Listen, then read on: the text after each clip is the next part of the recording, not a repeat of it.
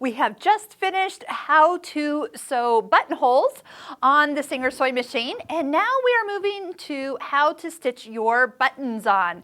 Now we do have a lot of fun in our Stitching Cosmos online course if you want to learn lots more about using your decorative stitches and a lot of the fun things that you can do with your machine. We've got links to that online course in the description below. But as you're working with buttonholes, you're going to eventually want to sew those buttons on. So this was the buttonhole foot that we used, where we could put the button in the back to get the exact size we need.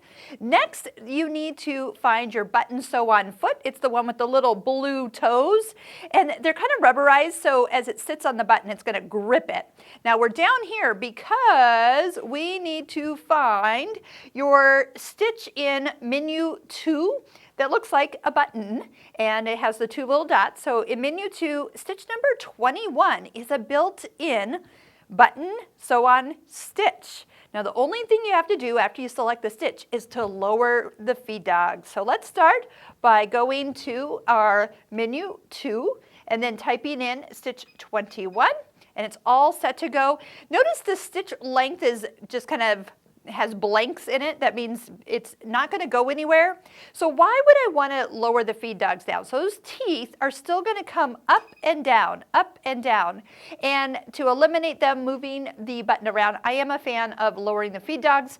If you haven't seen that video yet, you slide the accessory box off, reach behind the machine. There's a lever underneath this free arm, and we're pushing it that way. Once you push it over, those teeth lower. Do keep in mind that when you're done sewing buttons on, come back, raise them up. So I've moved the lever back, but they do not appear until you take a stitch. So just kind of remember that. I've had many people call and email and wonder why their feed dogs don't come up. All you have to do is sew.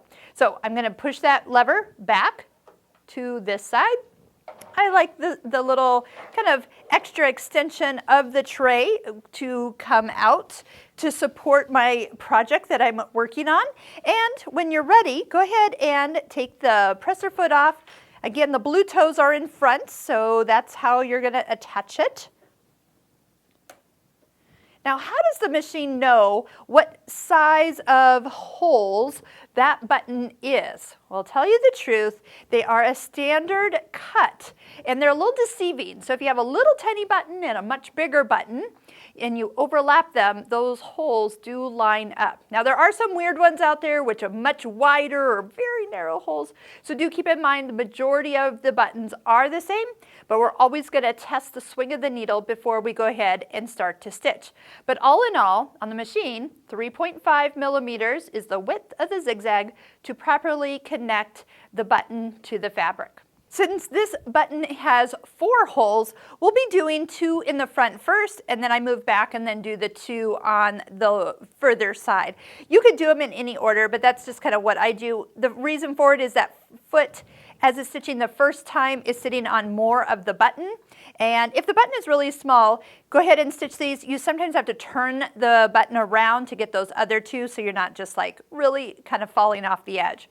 So I can kind of see that my needle is more on the left side. So I'm going to position my button, the hole that I want it to go down, underneath the needle on the left side. And after taking 1 stitch, it's going to jump to the right, and I'm going to hand sink it down just to be sure everything is where it's supposed to be. And then as I stitch, we'll just sew until it stops. That was just a couple stitches plus the lock at the end. And my foot is still on the foot control. If you feel like you want a few more stitches, go ahead and stitch again and let it finish. Then you can lift the presser foot up, slide to the other 2 if you have a 4-holer, test, test, and sew. I'm going to do it again so they are even. I love that it locks it, so then I can just take my scissors and trim really close. That is how easy it is to sew a button on using the Singer Elite CE 677 with the built-in button stitch on stitch. I hope you'll check out our other videos that we've done on the Singer machine. And if you have a Singer that's a little different model number, keep in mind a lot of these feet and stitches are on many of the different models out there. And I hope you'll learn every corner of your machine and fall in love with it every time you sit down to sew.